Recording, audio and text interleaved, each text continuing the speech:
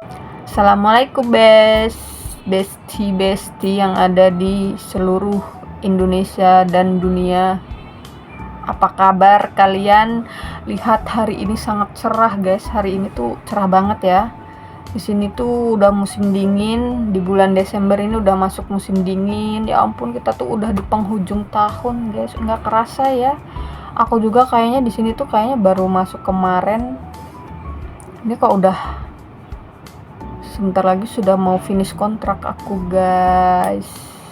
Alhamdulillahirobbilalamin. Suka dukanya walaupun banyak banget, tapi ya kita bersyukur aja. Alhamdulillah apa yang selalu dikasih badan sehat. Kok bibirku kering kali ya, nanti dulu guys.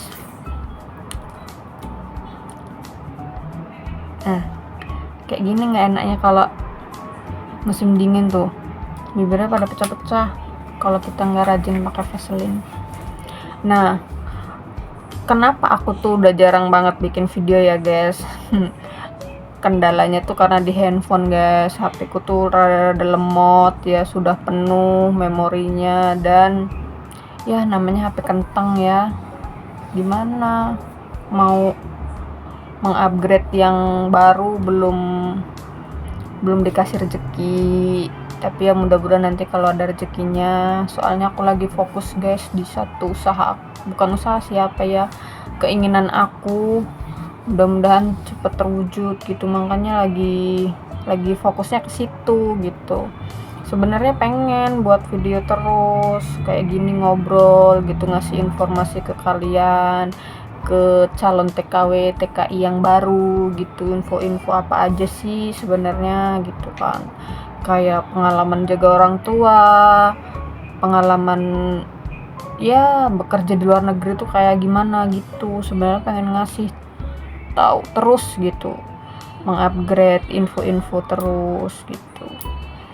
Dan apa ya, kayak jaga orang tua itu kan banyak triknya gitu. Kita tuh harus gimana gitu kan, harus beradaptasinya. Jadi kita itu otak itu nggak berhenti guys, harus berpikir terus gimana caranya kita itu supaya apa ya, kayak kita itu harus kayak punya trik sendiri gitu. Menjaga orang tua itu tuh harus gimana, terus kalau tipe orang tuanya yang begini tuh kita harus gimana gitu. Kayak kakekku kan lambat laun aku jadi tahu karakter dia tuh kayak gimana gitu kan. Kalau sekarang sih apa ya, kakekku sudah maksudnya bukan bisa diatur ya, maksudnya udah bisa aku imbangin lah gitu. Jadi sekarang itu udah rada-rada mending ya guys daripada yang awal-awalan itu. Kalau misalnya kayak orang tua yang dijaga itu pikun, itu kayaknya kita tuh yang harus beradaptasi dengan kehidupan dia deh. Misalnya kayak orang pikun itu kan banyak jenisnya ya. Kayak misalnya dia jarang tidur, terus sudah seperti kayak anak kecil, demensia gitu.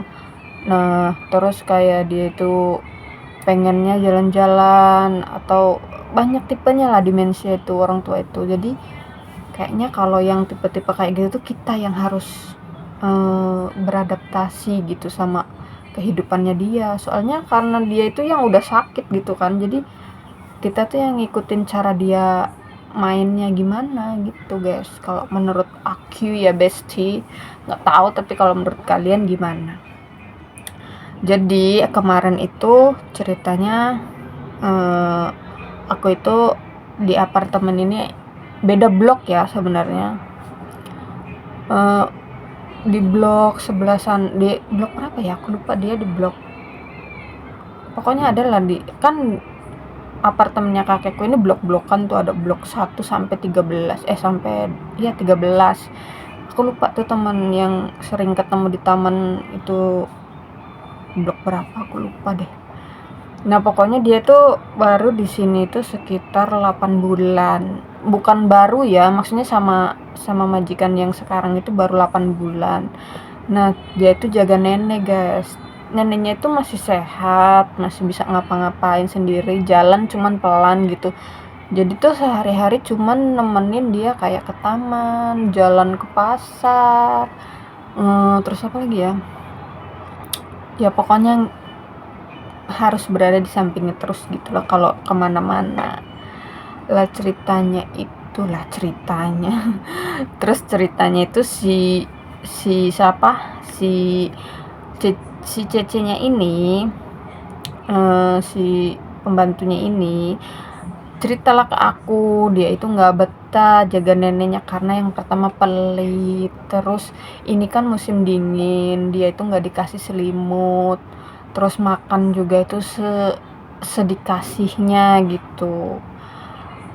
Terus di si neneknya itu cerewet, suka menjelek-jelekan pembantunya ke orang-orang gitu. Jadi si neneknya ini kalau setiap main kemana gitu guys, ya ketemu orang apa gimana tuh besti, dia tuh selalu ngomongin, ini pembantuku tuh nggak bisa kerja, ini pembantuku tuh doyan makan, ini pembantuku tuh senangnya cuma tidur gitu. Jadi kayak si pembantunya juga kan ngerasanya gimana gitu ya. Aku cobalah ngasih masukan sama dia, coba lo kamu deketin nenekmu apa gimana gitu ya, karena maksudnya tuh kalau sama-sama kitanya nggak mau ngalah salah satu, kalau menurut aku ya bakal gitu-gitu terus, karena orang sini tuh nggak mau kita di atasnya dia gitu, kayak ya intinya orang sini nggak mau kalah lah gitu. Kalau ngelihat kayak kita pekerja di sini kita lebih pinter dari majikannya tuh, kayak mereka tuh kurang suka sih kalau menurutku ya.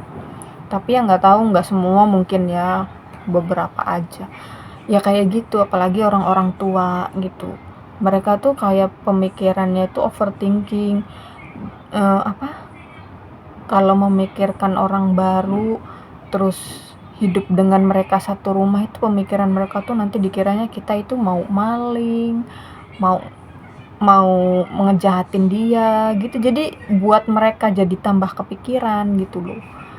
Ya itulah yang bikin tambah orang tua tuh apa ya, makin pemikirannya tuh overthinking, jadinya malam nggak bisa tidur, sama apa, nggak tidur dengan nyenyak, terus kayak ngasih makan ke kita tuh sesuka mereka, kadang nggak dikasih makan kayak gitu, semau-maunya mereka jadinya.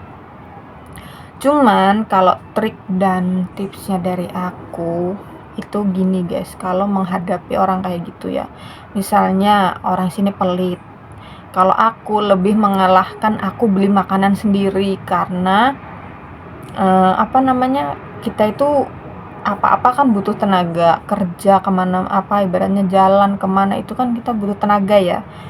Kalau aku pelit sama badanku sendiri, aku ngalahin masih nungguin dikasih makan sama majikan, kayaknya aku bakalan sakit ya. Walaupun kalau dipikir itu kan tanggung jawab majikan, sebenarnya maunya kita kayak gitu kan, tapi kalau kenyataannya kita kayak nerimanya kayak gitu, terus gimana kalau nggak kita yang mengalah gitu loh, ngeluarin uang ya. Maksudnya nggak usah yang mahal-mahal lah beli makan, yang penting itu perut terisi, kita ada nutrisinya, ada gizinya, makan kayak gitu. Nah terus kalau misalnya dari makanan udah kayak gitu ya jangan mau pelit juga buat badan sendiri gitu loh guys, maksud aku. Nah yang kedua, kalau misalnya kayak dari peralatan mandi, terus apa namanya, selimut, kan temen aku cerita tuh katanya nggak dikasih selimut sama neneknya kan. Ya aku tuh udah nyaranin dia, coba kamu beli sendiri aja di pasar kalau waktu jalan-jalan sama dia. Nah kalau misalnya kamu takut dia tahu dia marah, ya kamu bilang, nah kamu kan nggak ngasih selimut sama aku, ya aku gimana gitu kalau nggak beli, aku bisa mati kedinginan kan, aku bilangin kayak gitu.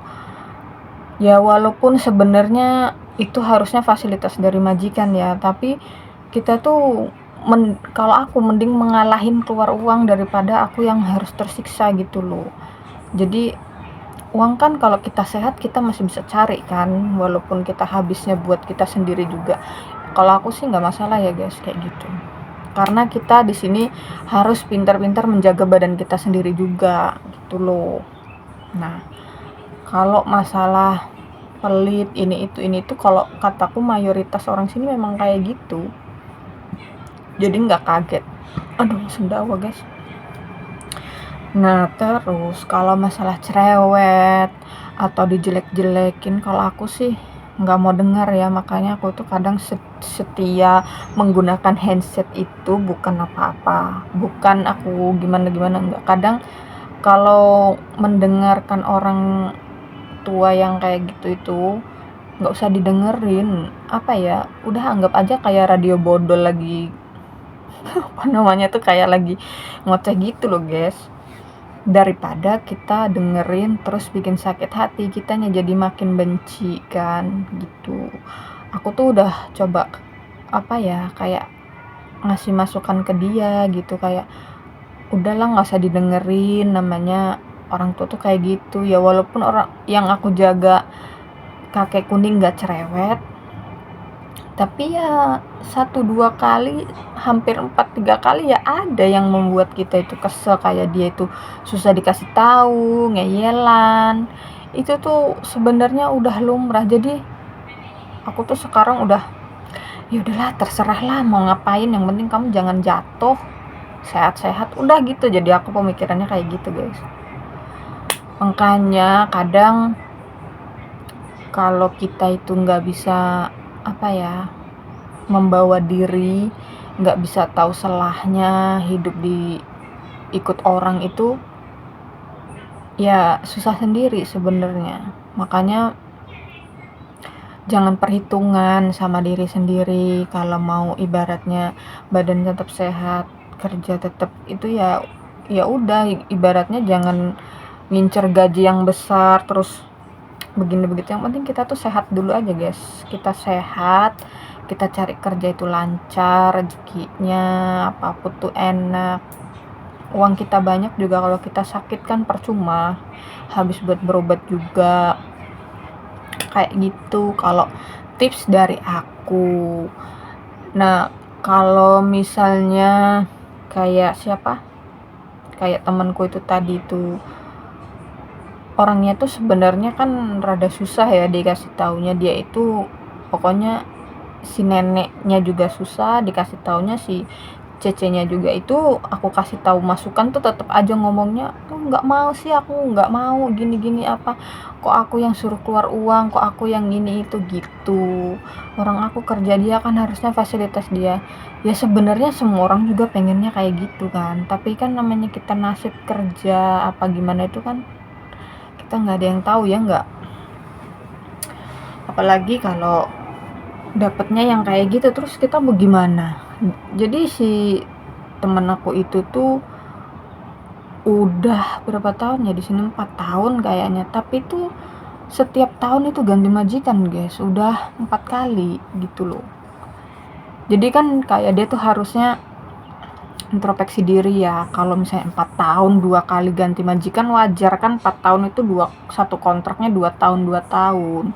Jadi 2 kali ganti majikan masih oke lah, no problem. Tapi kalau misalnya 4 tahun tiap tahun ganti ya gimana ya, Besti ngelihatnya juga serem. Maksud aku kan, aku kasih tahu dia tuh kayak, ya kamu juga cobalah introspeksi gitu kalau dia itu nggak bisa dideketin.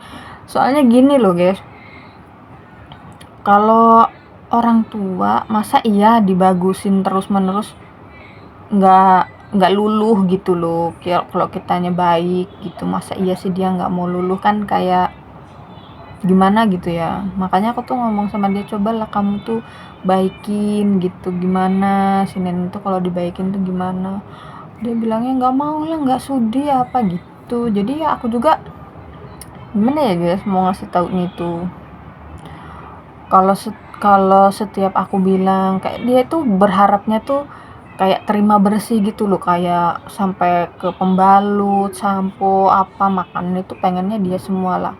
Aku kan bilang kalau sarapan gak dikasih, misalnya gini, kamu pengen apa, ya udah sih beli sendiri. Aku juga guys ya, sebenarnya kalau kalian pengen tahu, kadang kakekku itu ngasih uang $500. $500 itu harus ditaruh di kartu, kalau di sini bilangnya patadong. Patadong itu kayak kartu apa ya?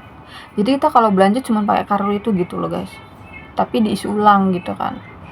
Kalau kakekku tuh ngasih uang itu. Sedangkan kalau aku udah belanjanya perdagingan nih kayak frozen gitu.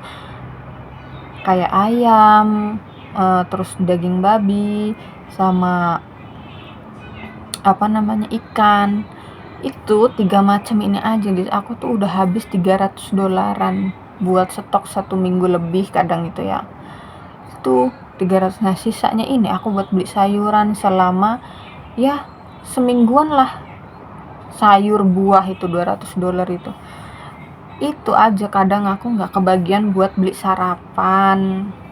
Nah oh ya itu kalau frozen itu aku sama telur atau aku begitu, jadi sekitar habis 300-an itulah sama telur itu. Nah jadi aku kalau misalnya nggak kebagian buat beli sarapan kayak beli roti atau apa, kan orang sini sarapannya cuman kayak gitu aja. Karena berhubung kakekku itu makannya sereal sama susu, aku itu kadang biasanya cuman makan telur rebus 2 kalau lagi mau. Yang penting aku tuh pagi ada sarapan aja, kalau nggak 2 ya 1. Jadi aku setiap pagi tuh masak rebus telur. Nah kakekku juga kan aku rebusin 1, jadi aku setiap hari tuh rebus 2 telur, 1 aku 1 kakekku gitu. Nah kalau misalnya ada sisa dari kartu itu berapa puluh dolar, nah aku beliin roti baru tuh. Beli roti juga $10, kadang aku beli 2 macam gitu kan. 2 macam itu bisa pakainya sampai 3 hari baru habis kayak gitu. Sedangkan roti itu kadang masa expirednya kan cuma 3 hari. Ya kayak gitu, karena kalau aku nggak pinter-pinter kayak gitu ya susahnya di aku juga. Ya begitulah guys dunia per TKW-an. Siapa yang bilang di TKW itu enak begini? Pusing guys, pusing, capek. Tapi ya alhamdulillah aku masih dikasih badan sehat, masih dikasih rezeki yang lancar, penonton yang setia menonton video-videoku. Terima kasih kalian. Padahal kalian itu mendengarkan ocehanku kadang yang nggak seberapa penting untuk kalian gitu, tapi sebisa mungkin aku memberikan informasi buat kalian.